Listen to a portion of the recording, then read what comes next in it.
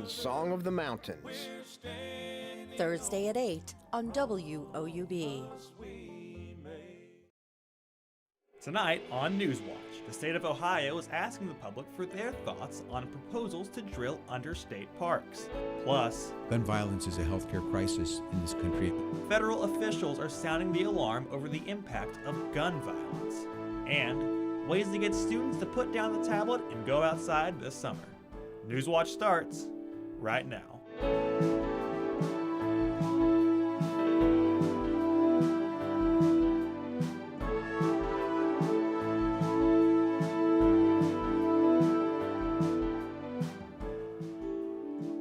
Good evening, I'm Connor Woodruff. Welcome to Newswatch. The Oil and Gas Land Management Commission is accepting public comments on proposals for drilling for oil and natural gas under state parks. People have just over a month to comment on the proposals. The commission is accepting comments for proposed drilling under Salt Fork State Park until July 20th. People have until July 28th to comment on plans for drilling under Wolf Run State Park. Under a new state law, energy companies can propose parcels on what land they want made available for drilling. If the commission approves the proposals, leasing rights go to a competitive bidding process. A bill making its way through the Ohio legislature could bring significant changes to the higher education in Ohio. Today, we look at how Senate Bill 83 would change the way colleges address diversity and equity concerns on their campuses.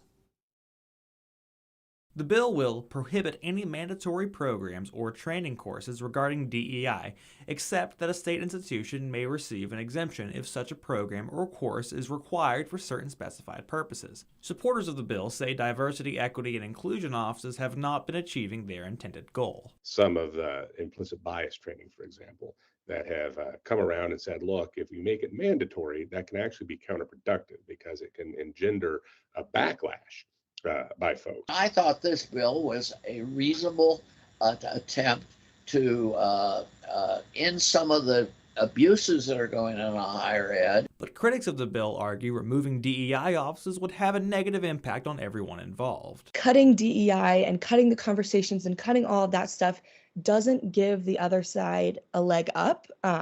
It just forces everyone down. A lot of it seems to be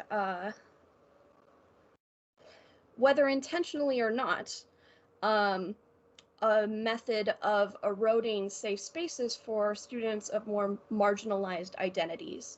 The bill also places restrictions or bans on certain activities with China, prevents faculty from going on strike, and directs the State Department of Education to look into the feasibility of a 3-year bachelor's degree.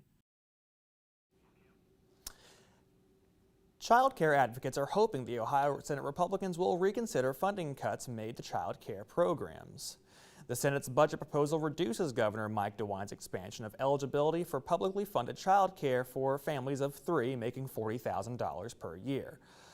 Lenan Gutierrez with Groundwork Ohio says the reduction would cut 15,000 kids from child care programs. Groundwork Ohio is also asking senators to restore $15 million in grants for child care deserts and $150 million in child care scholarships for lower-income Ohioans. The money was first cut in the Ohio House. A bill banning transgender student athletes from participating in women's sports and minors from receiving gender-affirming care makes its way to the Ohio House floor. The House Public Health Policy Committee passed House Bill 68 by a vote of 7-6 earlier today. The law would require schools designate separate teams for male and female sexes and would ban transgender girls from participating in girls' sports. The law would also prohibit minors from undergoing puberty blockers and other hormone therapies, as well as any gender reassignment surgeries. The proposal could head to a full House vote as soon as next week. Voters in Fairfield County will vote on 2 new levies this fall. One of the levies Fairfield County residents will vote on is a 10-year $50 million replacement levy for the Fairfield County District Library. For property owners with a home valued at $100,000, the annual tax for the new levy would be $17.50. Another levy appearing on the ballot is a 5-year $80 million replacement levy for Meals on Wheels of Fairfield County. The annual tax for property owners with a home valued of $100,000 for the Meals on Wheels levy would be $28. Good evening. We are halfway through the week and we saw a lot of rain coming down last night, but that ended around mid-morning. We saw a little bit of clearing of the skies, then a couple clouds rolled in, but now we're looking at clear conditions and it's about 76 outside, a little bit of a breeze, so a bit on the chillier side of things. Now a lot of this rain was from that low pressure system that we saw sort of swirling about the area, and now that's moving out towards the Atlantic. That had a cold front attached to it, so that sort of cooled everything down, and overnight got pretty chilly. I know I was pretty cold last night, but now we're just starting to see, the remains of those clouds in the area, and that's why we're seeing a couple of cloudy skies.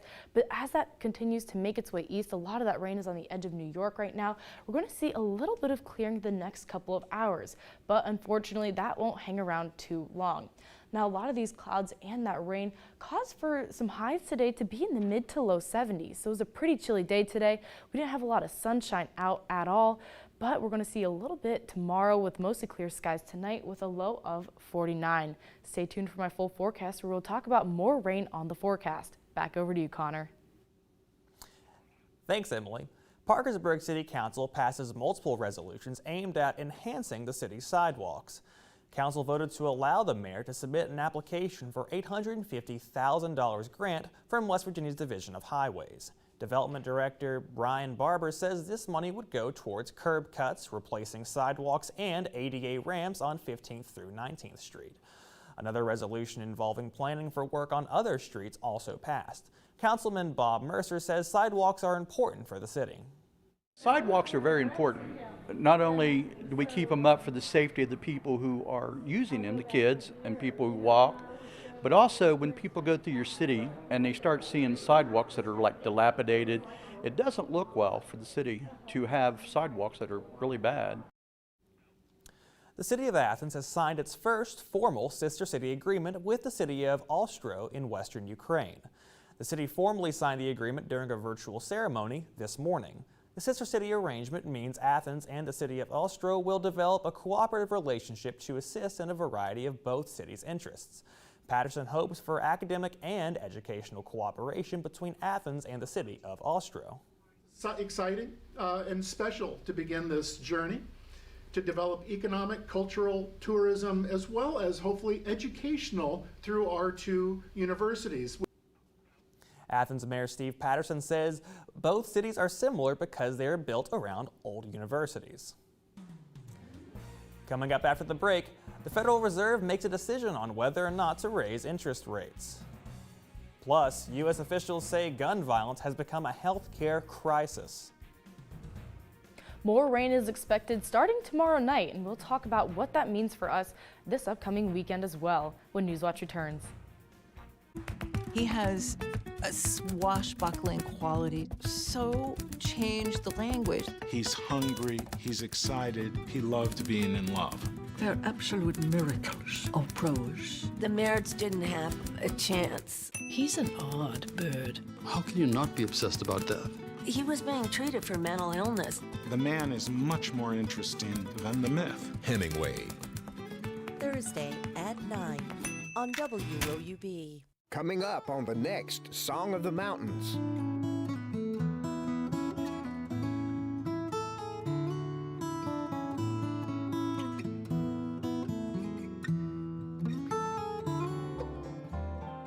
One way or the other.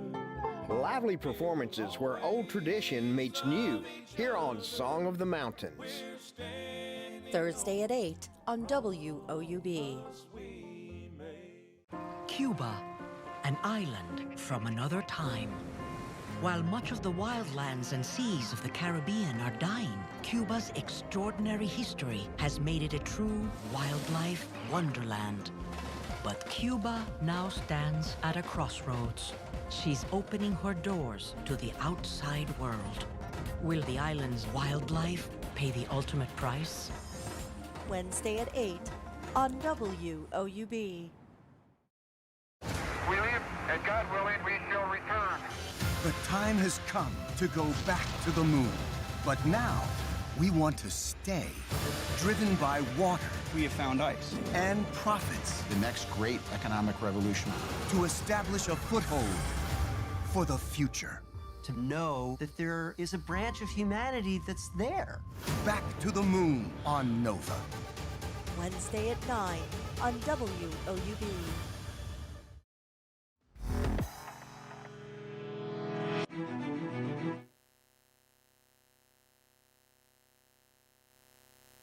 The overall impact of its interest rate hikes on the U.S. economy. So where do their efforts to curb inflation stand? And what happens next for your money? Karen Capa is in Washington with a look at the Fed's latest announcement. The Federal Reserve skipping a rate hike this month. Looking ahead, nearly all committee participants view it as likely that some further rate increases will be appropriate this year. The Fed started increasing its benchmark rate in March 2022, making borrowing more expensive to try to curb spending and inflation. The strategy has been working slowly. Data released by the federal government Tuesday pointed to consumer price inflation easing for the 11th straight month in May. And data released Wednesday by the Labor Department pointed to a deceleration in producer prices. Basically, what the Fed's doing here is saying that we're moving in the right direction. We're going to take a little bit of a pause. We want to see if this medicine has worked. They're not saying their job is done. Consumer prices were up 4% year over year, according to the May report. That's twice the Fed's target rate of 2%. And some sectors remain sticky, like housing for both homeowners and renters, and the cost of services like travel and hospitality. Meanwhile, inflation has dented the savings many Americans built during pandemic lockdowns, and some have turned to credit cards and other borrowing. The interest rate pause won't provide too much relief. Those tend to be variable rates. So even a pause from the Fed means that your rates could be sticking at the highest that we've seen in a while. The Fed's benchmark rate is at its highest level in almost 16 years. In Washington, I'm Karen Capa. The Health and Human Services Secretary is warning Americans are facing a crisis, and the threat is gun violence. Mike Valerio has the latest. Chaos erupts during a gathering in Denver, where at least 9 people were injured during a mass shooting downtown as crowds celebrated the Nuggets' historic first NBA championship win. Police say they think the shooting overnight Monday into Tuesday had nothing to do with the celebration, but likely stemmed from a drug deal turned violent. I think our strong suspicion at this point is that 5 or 6 of those were completely innocent bystanders. Nearby, crime scene tape lines the Denver highway, where 2 people were killed in an apparent road rage shooting Tuesday afternoon. In Pittsburgh, police say a triple shooting Tuesday night has left 1 dead and 2 others hospitalized. And a 7-year-old caught in the crossfire of a drive-by shooting in Ohio in early June is now sharing details of her traumatic experience. I never got shot before. That's why I don't go outside no more. The Gun Violence Archive has recorded nearly 300 shootings across the nation in the last 72 hours. Now, federal officials are sounding the alarm on the effects of gun violence that is left across the nation. Gun violence is a healthcare crisis in this country. I think it is important that we take actions to protect our communities and our neighborhoods. We will be reinforcing the importance of identifying, investigating, and prioritizing the prosecution of those who are responsible for the greatest violence in our communities. I'm Mike Valerio reporting. Good evening from a mostly cloudy day down here in southeast Ohio, but right now it's clear outside and about 76, pretty comfortable overall. Now last night we saw a lot of rain come down, and I know desperately needed outside. Things were looking a little bit dry, but we're not in the clear just yet. We're expecting a little bit more rain to come. But we've also been talking a lot about the wildfires going on up in Canada. Now down here in southeast Ohio, we don't really have a lot of that smoke really impacting us anymore. A lot of that's more up in northwest Ohio, but we're still taking a look at what's being impacted by that, since that smoke is still taking a lot of effect, and a lot of that's caused by lightning strikes. So we're going to continue to monitor what's going on in Canada, and hopefully that'll stay away from us. Now and my friend Connor will have more about what's going on up in Canada in just a bit. But overall today we saw a high of about 72 with partly sunny skies, and tonight we'll expect that to drop down to about 49, so another pretty chilly night tonight. And a lot of that is due to that rain that we had come through the area, and now that's moving out towards the east. That rain really cooled everything down, and we also had a cold front move through, so that cold air mass also caused a lot of that cooling. But luckily that's moving away from us, and we're left with this little patch of clearing right here, so expect clear nights tonight and even a little bit of a clear day tomorrow. But we're going to start looking at what's going on up to the north. We have a bit of a cold front beginning to form, as well as low pressure, which may cause some rain for us Thursday evening. Now tonight, once again, we'll have mostly clear skies with that low of 49. So it'll be a bit chilly tonight, and we're expecting to see a slight warming as we move throughout the rest of this week. Since tomorrow, we'll have a bit of sunshine out, but in the evening, we're looking at a 30% chance of thunderstorms from that cold front starting to move down, producing a little bit of rain with it. But we can see things are beginning to warm up, a high of 82 and an overnight low of 55. So even though it's not much, every little bit is working towards those lovely summer conditions I know we're all looking forward to. Tomorrow, that rain is going to start circulating around the lower peninsula of Michigan, but that's going to start to make its way south. And by tomorrow night, that's when we'll really start to see that impact. We are expecting a couple of thunderstorms maybe to pop up. By Friday, we'll see a bit more rain, mainly in the morning, as the system really takes its shape and begins to move through. So we also see a little bit of cooling on Friday from that whole cold front that's going to be moving down. That's going to have a lot of cold air with it, which really mixes with this warm air that we're seeing and helps with a lot of that convection, which is why we see a lot of that rain going on with cold fronts and low pressure. Now on Thursday, that 30% chance of thunderstorms is going to roll into Friday morning, and that's when we'll see the passing of that cold front. So our 80s are going to drop back down to the 70s, but fortunately it's not by very much. So we'll be at a high of 78 on Friday. Saturday is looking quite nice outside. It's going to be mostly sunny skies with that high of 81. And we'll see a trend of kind of hanging around the 80s going into next week, as well as the overnight temperatures are going to be about the mid to upper 50s. So everything's starting to warm up as that sunshine's moving through. But on Sunday and Monday and even into Tuesday, we're seeing another low pressure system begin to develop out west. Now, as that makes its way east, it's going to build up a lot of energy. So by Monday, that's why we're seeing that chance of thunderstorms, and that's going to carry on over into Tuesday. So by the time a lot of that major system moves on through, we're going to see a little bit of what's left of it. So just some showers on Tuesday, and by Wednesday, a beautiful sunny sky. Back over to you, Connor.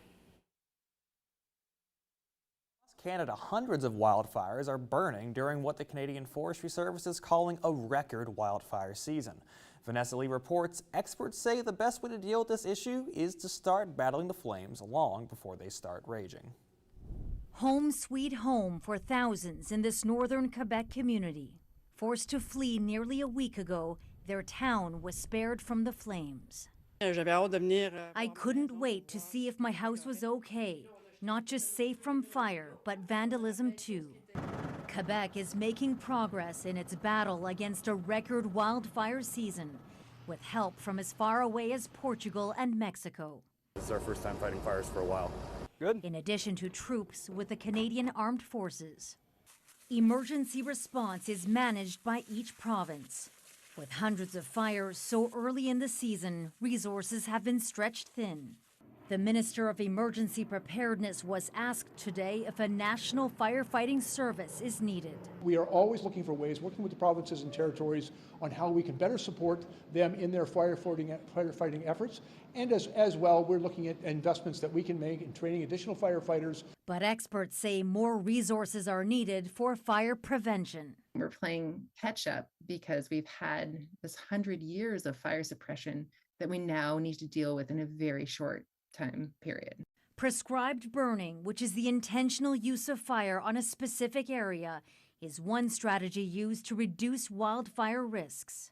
It helps clean up much of the dead and dense fuel that we have in our forests. Any action comes too late for Andrew Vey, desperate to recover anything from the home he shared with his wife and 2 children outside of Halifax. Remarkably, he found some of his Navy medals. They're burnt up, but there's something. Thought maybe if I could take one small thing away at least for each person, if I could find something, then, maybe put it in the next house. Record-breaking wildfire season in Canada is expected to make a big impact on the U.S. The Canadian Forest Service is predicting the fire season, which lasts all summer, is going to be worse than usual. And for people who live in the eastern United States, this means hazy skies could return and even become more common. Canadian officials say since the fires are often started by lightning fueled by dry weather and happen in rural areas, there's just not much anyone can do to stop them. Ways can you reduce your kids' screen time this summer? And to stay up to date on the latest from Newswatch, check us out on Instagram, Twitter, and YouTube. Cuba, an island from another time. While much of the wildlands and seas of the Caribbean are dying, Cuba's extraordinary history has made it a true wildlife wonderland. But Cuba now stands at a crossroads. She's opening her doors to the outside world. Will the island's wildlife pay the ultimate price? Wednesday at 8 on WOUB.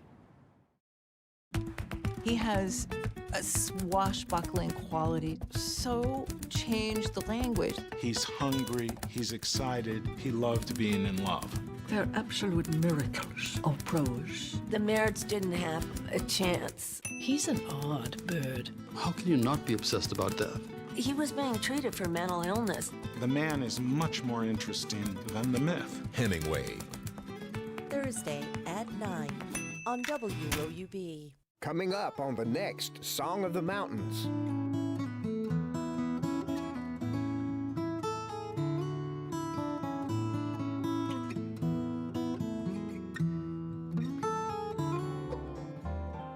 One way or the other. Lively performances where old tradition meets new here on Song of the Mountains. Thursday at 8 on WOUB. We live, and God willing, we shall return. The time has come to go back to the moon. But now, we want to stay, driven by water. We have found ice. And profits. The next great economic revolution. To establish a foothold for the future. To know that there is a branch of humanity that's there. Back to the moon on Nova. Wednesday at 9 on WOUB.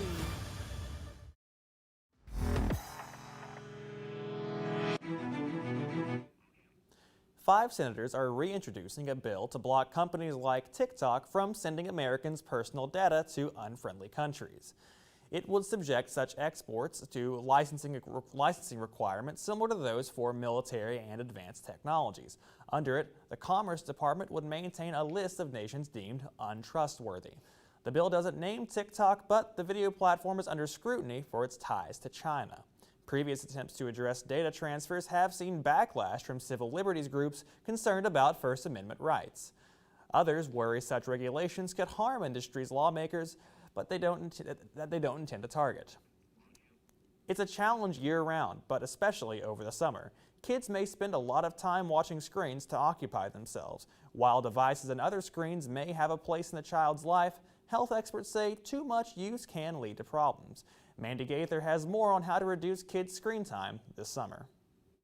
From gaming consoles to TVs, smartphones and tablets, children and teens spend a lot of time watching screens. Most children, school-age children, are spending in excess of 7 hours a day on screens. Wendy Palmer with Children's Healthcare of Atlanta Strong for Life says recommended screen times vary based on a child's age, but for those old enough to go to school, less than 2 hours a day is the recommendation. Screen time, when it is excessive, can impact sleep, it can impact physical activity, and most recently, the clearest evidence is really looking at the impact of excessive screen time on youth mental health. To limit summer screen time, Palmer says to keep some school year routines in place. Set screen-free zones, especially in bedrooms or on short car rides. Use that time to talk to each other instead. Make a commitment to having no devices at dinner. That goes for parents too.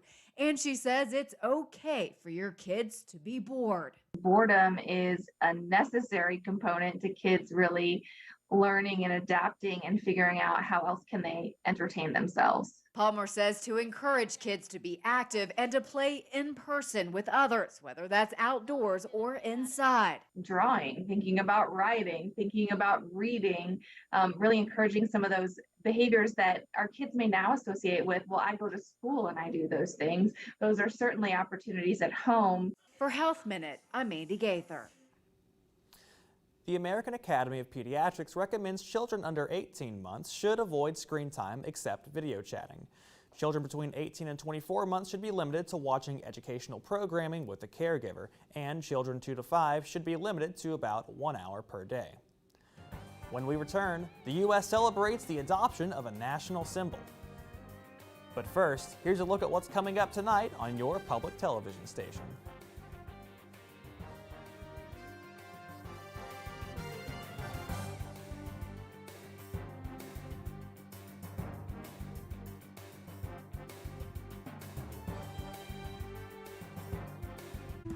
He has a swashbuckling quality, so changed the language. He's hungry, he's excited, he loved being in love.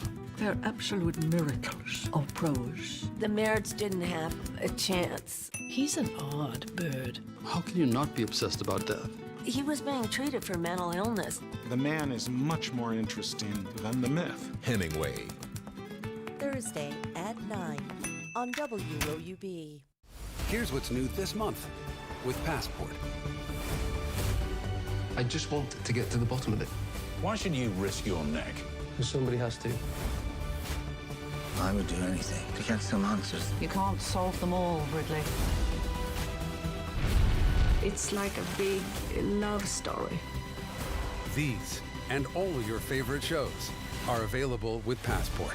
Support your PBS station and stream more with Passport on the PBS app. Coming up on the next Song of the Mountains.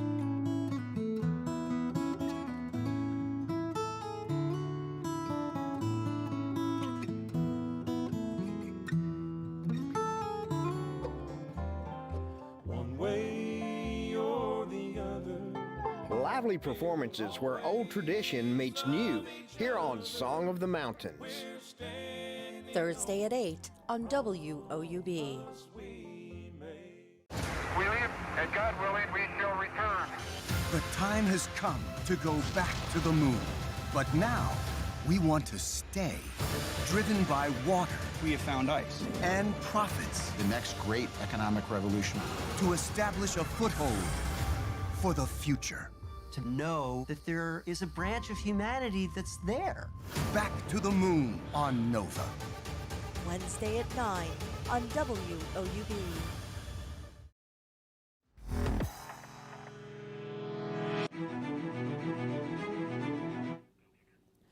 Finally tonight, it's Flag Day, a day to honor the American flag.